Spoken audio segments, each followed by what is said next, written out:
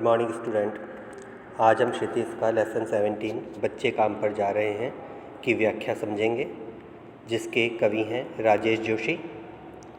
सबसे पहले कवि के जीवन परिचय पर नज़र डालते हैं। राजेश जोशी का जन्म मध्य प्रदेश के नरसिंह जिले में सन 1946 में हुआ था। राजेश जोशी ने MSc और MA की डिग्रियां हासिल की और फिर एक बैंक में नौकरी करने लगे। पढ़ाई खत्म होने के तुरंत बाद ही इन्होंने पत्रकारिता आरंभ कर दी।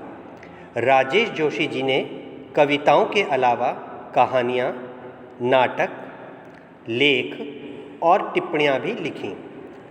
साथ ही इन्होंने कुछ नाट्य रूपांतर तथा कुछ लघु फिल्मों के लिए पटकथा लेखन का कार्य भी किया।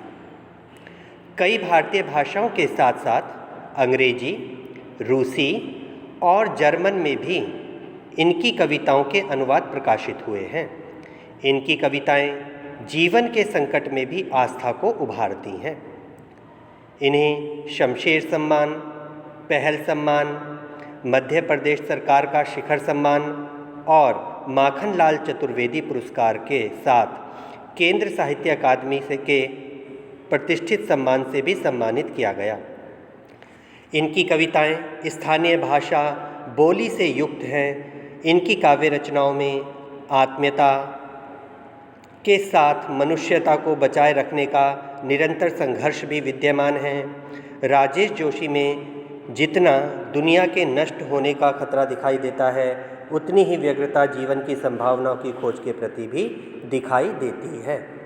इनकी कुछ प्रमुख रचनाएं हैं। एक दिन बोलेंगे पेड़, मिट्टी का चेहरा, नेपथ्य में हंसी, दो पंक्तियों के बीच।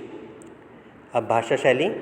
राजेश जोशी की कविताओं में गहरा सामाजिक सरोकार है, अर्थात ये समाज की जो बुराइयां हैं, समाज की जो सच्चाइयां हैं, उनको अपनी रचनाओं में स्थान देते हैं। इनकी कविता में स्थानीय बोली के शब्द होते हैं। इन्होंने अपनी रचनाओं में उर्दू शब्दों का भी प्रयोग किया है। तो अब हम देखते हैं लेसन 17 बच्चे काम पर जा रहे हैं। कोहरे से ढकी सड़क पर बच्चे काम पर जा रहे हैं सुबह सुबह।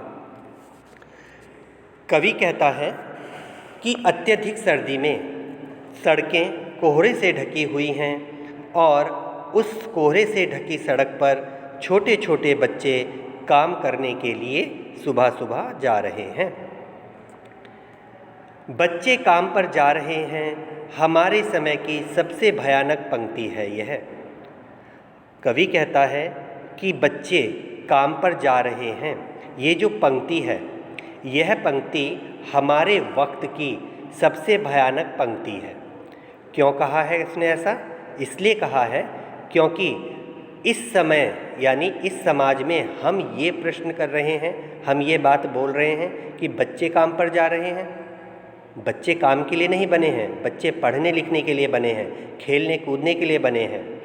और हम कह रहे हैं कि बच्चे काम पर जा रहे हैं, इसलिए कविता में इस पंक्ति को भयानक कहा गया है। भयानक है इसे विवरण की तरह लिखा जाना। आगे वह कहता है कि और इसे विवरण की तरह लिखा जाना तो और भी ज़्यादा भयानक है। क्यों है भयानक? क्योंकि विवरण को तो लोग पढ़कर भूल जाएंगे। इस समस्या का कोई समाधान नहीं मिलेगा। अगर हम इसके ऊपर लिखते चले जाएंगे कि बच्चे काम पर जा रहे हैं, तो हम उसमें सिर्फ यही बताएंगे कि बच्चे अपनी ज़रूरतें पूरी करने के लिए जा रहे हैं, अपने परिवार का पालन पोषण करने के लिए जा रहे हैं। इस तरीके से हम उस विवरण को लिखते चले जाएंगे और लोग उसको पढ़ेंगे और फिर भूल जाएंगे। इसलिए उसने कहा कि भयानक है इसे विवरण की तरह लिखा जाना। तो कवि कहता है लिखा जाना चाहिए इसे सवाल की तरह।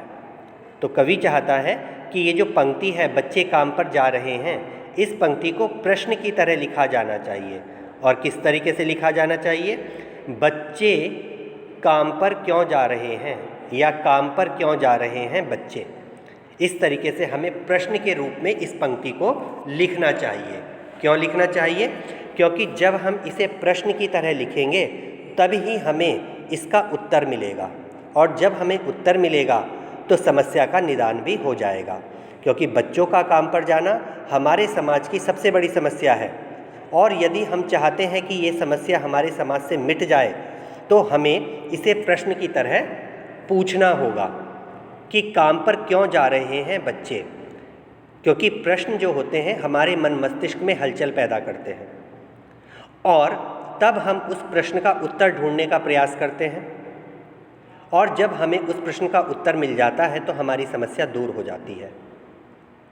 तो कवि का मानना है कि जब हम इसे पूछेंगे प्रश्न की तरह तो समस्या का समाधान होगा और बच्चों का काम पर जाना बंद हो जाएगा।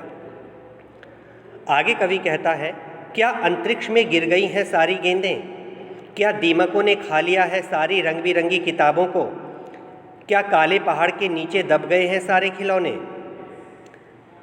तो कवि कहता है कि बच्चों को काम पर जाता हुआ देखकर मुझे बहुत दुख होता है, और वह प्रश्न करता है कि बच्चे काम पर क्यों जा रहे हैं, क्या उनकी गेंद टूट गई हैं, अंतरिक्ष में समा गई हैं, चली गई हैं जो उन्हें नहीं मिल पा रही, क्या दीमकों ने खा लिया है सारी रंग बिरंगी किताबों को, क्या उनके स्कूल की जो रंग बिरंगी किताबें हैं उन्हें दीमक नाम का कीड़ा खा चुका है, उन्हें समाप्त कर चुका है, क्या काले पहाड़ के नीचे दब गए हैं सारे खिलौने, क्या बच्चों के खिलौने पहाड़ के नीचे दबकर टूट गए हैं, नष्ट हो गए हैं जो ये बच्चे काम पर जा रहे हैं, क्या किसी भूकंप में ढह गई हैं सारे मदरसों की इमारतें, या फिर जो विद्यालय हैं वो सारे भूकंप में टूट चुके हैं। मदरसा मतलब होता है बेटा विद्यालय। तो क्या सारे ही विद्यालय भूकंप आने से टूट चुके हैं जो बच्चे विद्यालय नहीं जा कर के काम करने जा रहे हैं, क्या सारे मैदान, सारे बगीचे और घरों के आंगन खत्म हो गए हैं एकाएक। आगे वह प्रश्न करता है कि बच्चों के खेलने के मैदान, बगीचे जहां बच्चे घूमने जाते हैं और घरों के आंगन जहां बच्चे धमा चौकड़ी मचाते हैं, क्या वो सब भी नष्ट हो चुके हैं हमारे समाज से। तो फिर बचा ही क्या है इस दुनिया में।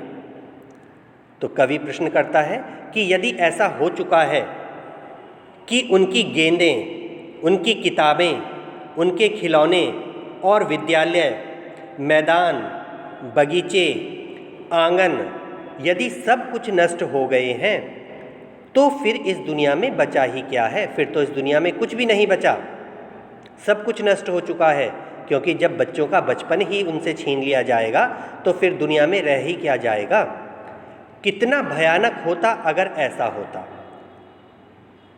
अब कवि कहता है कि अगर वास्तव में ये सारी चीज़ें खत्म हो जाती तो बहुत भयानक स्थिति आ जाती। क्या आ जाती? बहुत भयानक स्थिति आ जाती। भयानक है, लेकिन इससे भी ज़्यादा यह है कि हैं सारी चीज़ें हस्ब मामूल। हस्ब मामूल का अर्थ होता है ज्यों की त्यों, यथावत। क्लियर? तो कहता है भयानक है, लेकिन इससे भी ज़्यादा यह है कि हैं सारी चीज़ें हस्ब मामूल, कि अगर चीज़ें नष्ट हो जाती तो वो भयानक होता, लेकिन इतना भयानक नहीं होता। क्यों? क्योंकि उन चीज़ों को हम दोबारा से निर्मित कर सकते थे और उस भयानक परिस्थिति को बदला जा सकता था। लेकिन ये तो और भी भयानक है, क्योंकि सभी चीज़ें हस्ब मामूल हैं। कहने का मतलब यथावत हैं, चीज़ें सारी उपलब्ध हैं और सब चीज़ों के होने के बावजूद भी बच्चों को काम पर जाना पड़ रहा है। स्कूल भी हैं, गेंदें भी हैं, खिलौने भी हैं, किताबें भी हैं, मैदान भी हैं, बगीचे भी हैं और घर के आंगन भी हैं, सब कुछ हैं, और फिर भी बच्चों को काम पर जाना पड़ रहा है।